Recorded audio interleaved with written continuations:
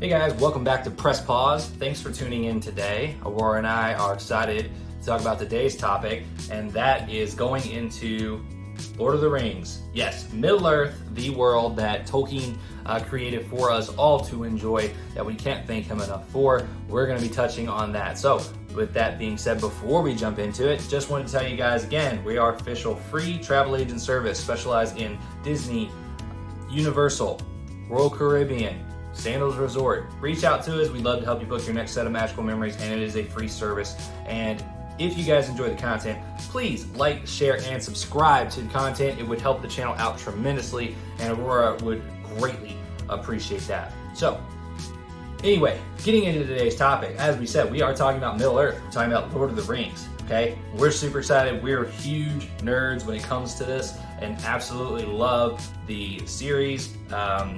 Everything that Tolkien's done, I can't thank him enough for all the enjoyment that he's given me with the amazing world that he's built, right? But what we're going to talk about is actually, could Sauron have a deeper evil growing in Middle-earth? It's kind of a theory that we're coming up with on our own. It's something that we feel could be there, and it's just a cool what-if scenario to kind of go through. So Sauron was the creator of many of the evils throughout Middle-earth, okay? Sauron was the big baddie that you guys saw throwing around the big giant club that he did, and he's the one who created the One Ring to rule them all. So he spent most of his time fostering orcs. Well, not fostering them, but basically creating orcs. Okay, he spent a ton of time creating them. Obviously, if you're not aware, orcs were created from elves. Elves are magical beings that were created in Middle-earth by Iluvatar, who is basically God in this world. And Sauron turned Morgoth, Sauron, whichever one, both of the two evil entities kind of go together. But Sauron essentially turned the elves into orcs, and that is why they are what they are. So we're here to talk about one that isn't fully confirmed, okay? And that's trolls, all right? Trolls weren't ever confirmed by Tolkien to be created from Morgoth. And for those of you who don't know who Morgoth is, go back and check out our Fate of the Races of Middle-earth. You'll get some more background on Morgoth. But Treebeard, who you guys see is an Ent, okay? An Ent is like a tree person in Lord of the Rings, and Treebeard does make mention to them in the books, not necessarily in the movies, but in the books. He talks about a connection to the trolls with Ents, okay? And he said essentially the only words that he used to discuss this topic was many would say that trolls were created from Ents in the same way that elves were created into orcs, right? So he essentially used that type of wording there. And again, it wasn't confirmed by Tolkien, but Treebeard did use that in the books. It was something that he said. So that gives us the only thing that we have to go off of, is that trolls are possibly Ents that were twisted and corrupted the same way that elves were. So the Ent dynamic, let's talk about that real quick, is actually, I would say that they're not entities from Ents. I don't think that trolls directly derived from Ents, at least not initially, okay? And I have reasons for that, I'll tell you guys about it, but I believe that trolls were most likely created from another race of creatures that Morgoth found in the far north of Middle-earth, okay? There's plenty of areas in Middle-earth where you see certain creatures that you don't see in other areas, okay? Just like in the world that we have, you're not gonna see an elephant walking in the middle of New York. They're in Africa and those types of things. So there's different places that you see different creatures, and I think that's the same thing here. So in the north, I think there's some type of creature up there that he kind of turned and corrupted into trolls. Now, does that mean that Ents don't play a role? No, that's not true at all. Trolls were most likely created from that race up in the north, and I agree with that. But this is where Morgoth's fortress would sit. Okay, so if you're not aware, up in the northeast, you can see on maps, is that there used to be a fortress up there that Morgoth had when he was rising to power. This fortress is where he created a lot of his orcs. He created dragons and those types of things for his war that he was raging. or waging, not raging, sorry, it would stand to reason that he used that, the entire race of whatever those creatures are that he turned into trolls, he wiped them out, basically turning them into trolls, okay? And so he was able to make as many trolls as possible, but over time, what's gonna happen with that? Once you've done that, well, we didn't see any female trolls, did we? We didn't see any female trolls in the movies. It's something that we don't even know if they exist. And so because of that, how would he keep making sure that trolls are an abundant type of resource for him to use with his army? Okay, especially because dragons were starting to die out already at this time. Dragons were not viable enough to continue going, based on what we saw over years, with Smaug being one of the last ones alive.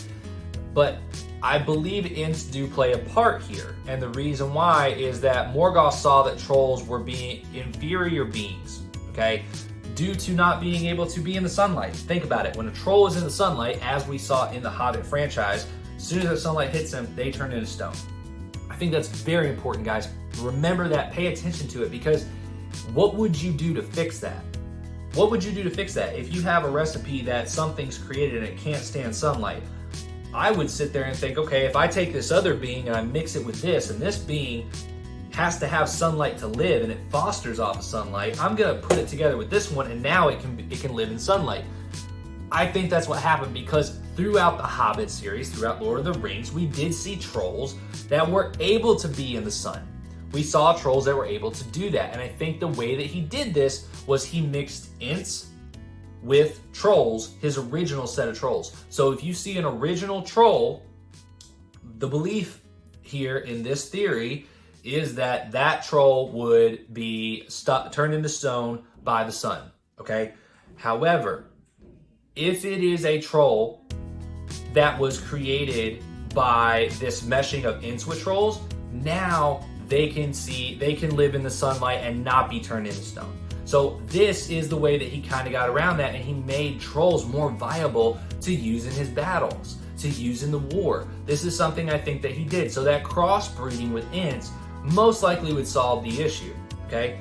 Now, here's where I get into actually how he had a secret army, okay? And this is the whole purpose of this episode, is to talk about this possible secret army that's sitting up there. If this theory is correct, if this is the route that things would go, which logic would lead you to believe that this is a viable possibility within Middle-earth, is this brings me to this point of the Entwives were lost, right? So if we lose the Entwives, and that's what happened, that's what Treebeard told us, they were lost. They couldn't find them anymore, okay? If you take a look at what happened, the fields that once were the gardens where the Entwives lived, those were destroyed by war, okay? The last Alliance war that happened, that time frame where Sauron, he had a scorched earth policy where he burned all the land, destroyed everything, destroyed all the greenery and all that stuff. Everything living was burned, right? That is what he implemented during this last Alliance war. And during that time, that place, the placement of that war, puts it in the gardens where the Entwives would have been during that time period. Now, so that leads me to say that I believe there were more reasons for this, that it gives a reason for the Entwives disappearing. They didn't just disappear because they just faded away. That didn't happen. Otherwise, the Ents would have done that as well. And people would have eventually found them over time. They didn't, okay? They disappeared because I believe Sauron captured the Entwives, took them up to the north in the fortress, began the crossbreeding with the trolls so that they could be more viable for his army, and then burned the gardens so that the Ents would think that the Entwives were burned, and that's what happened. They just disappeared because they were burned away, or they had left and fled somewhere else, whatever. That way people wouldn't ask questions. People wouldn't know, okay? That is my belief here. So then what happens? His first generation of trolls, things like that are able to be in the sun and all this from the crossbreeding, sure, he sends them down, he gets them part of his wars and things over time. Absolutely, and we see some of those within the movies that we watched. However, the other trolls, I don't believe he made all of them. I believe that he had all the Entwives held up there, and they were used for breeding purposes to make new trolls that could be viable for his wars, okay? in the events of The Hobbit, if you take a look, it would cut off Sauron from the northern fortress that Morgoth used to have. So he would not be able to have his forces reunite at Mordor. I think that's the reason he wanted that space to not be occupied by the hobbits anymore. I think that's the reason he had Smaug up there, was to make sure that when he needed to access that army of trolls that he had festering up in the north, he could do so. But obviously, once everything happened with Erebor and the dwarves lost that kingdom, or the dwarves regained that kingdom back, now they were not going to let his orcs just roam through there and get to this new army. They didn't even if they didn't know that army was up there, they were not going to let him cross through their land. So now he was cut off from the secret army. He was cut off from this massive force that he needed to help win his war. Okay? And I think this is the big thing that happened. You see Sauron didn't just win. Actually, if you look at what was going on during the events of Lord of the Rings, in the final battles that was happening, those battles at the same time up in the north where Erebor was, there were other battles going on up there. And Sauron was laying siege to Erebor. He didn't go in to take it over. He didn't go in to kill everyone and slaughter them and get rid of them. And that's not in his character. Sauron is not someone that goes in and just pillages and leaves. He's not someone that goes in and just holds somebody at bay until they submit. He wants to be done with them. He wants to destroy them. He wants to humiliate them. That's what he does. That's what we've seen throughout history. So there's a reason he laid siege to Erebor and didn't completely take it over and destroy them, because he didn't care. He didn't care about that. He wanted to keep his forces held there so that he could then go up to this northern fortress and bring the trolls down. Okay? That's what he wanted to do. In this theory, and again, I think it all makes sense, he wants to bring these trolls down from the north. Now, this, I believe, is why he had kept a large force inside Mordor. Okay? If you look at Return of the King and you look at what happened, there was a large force that came out of the gates of Mordor. He wasn't trying to completely win right then. And if you look at Sauron, he's very much a guy who's patient and waits to win his wars over time. He wants to make sure that over time, when he's ready to win, he's going to. He's very methodical when it comes to that. He's a very intelligent being. So the fact that he lost in the way that he did, but he still had this massive force in Mordor, tells me that wasn't his final play. He wasn't really fully ready to take over Middle-earth at that time. I think he was holding this force here, wanting to reunite with his forces up in the north of these trolls that he had up there in the fortress, and he never got a chance to do that, okay? And the reason why I believe that happens, because ultimately he wanted to reach this force that was up there, but he knew that he could wait it out. He could wait it out. Sauron, because he believed that everyone was just like him, and because he believed that everyone sought power, everyone needed power, he didn't realize that he was wrong. He was absolutely wrong. There was plenty of men, elves, and dwarves, and there were plenty of people, hobbits and other beings, that showed that they didn't just covet power. They weren't going to take the ring and keep it and be corrupted by it. They could let it go and they could say no.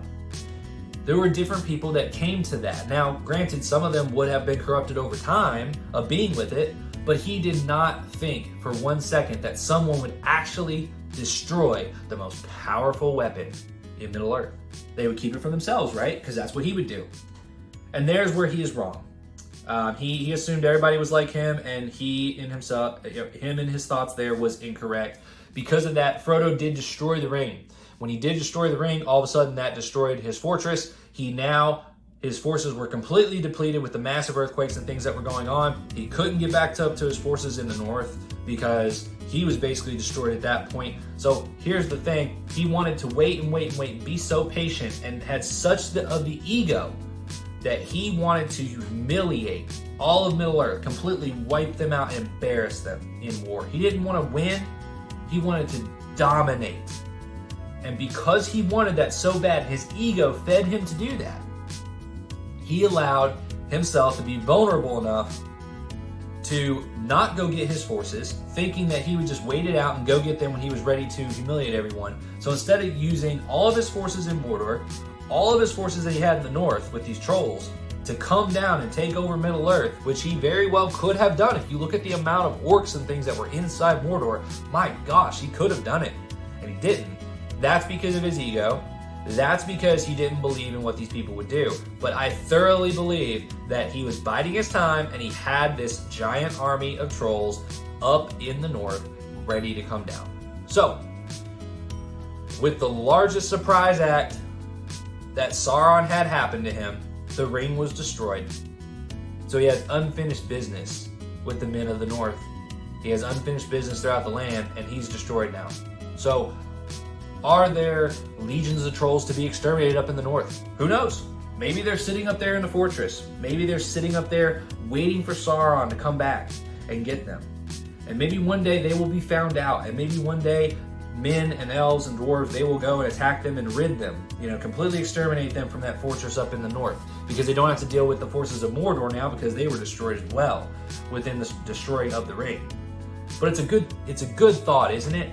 It's a great thing to think about what other things are out there. And if you look at the character of Sauron, this to me makes viable sense, because he was very methodical, he was very patient, he's a very intelligent human being, and he doesn't want to win, he wants to dominate. He wants to completely dominate and subjugate everyone below him. He wants the fear in everyone. And that doesn't come from just winning barely, that comes from completely obliterating your opponent. And when you look at the forces he had left in Mordor, and you look at the forces he had in the north, those forces were not, again, that's based off the theory, but if you look at the forces that he possibly had there, he would have been able to completely overwhelm Middle Earth, and he chose not to because he was waiting, because he was that egotistical. So, very interesting subject. What did you guys think? Do you think this is a viable possibility? Do you think that this could explain what happened to the Entwives? Could it explain why some trolls can be out in the sunlight and some trolls can't?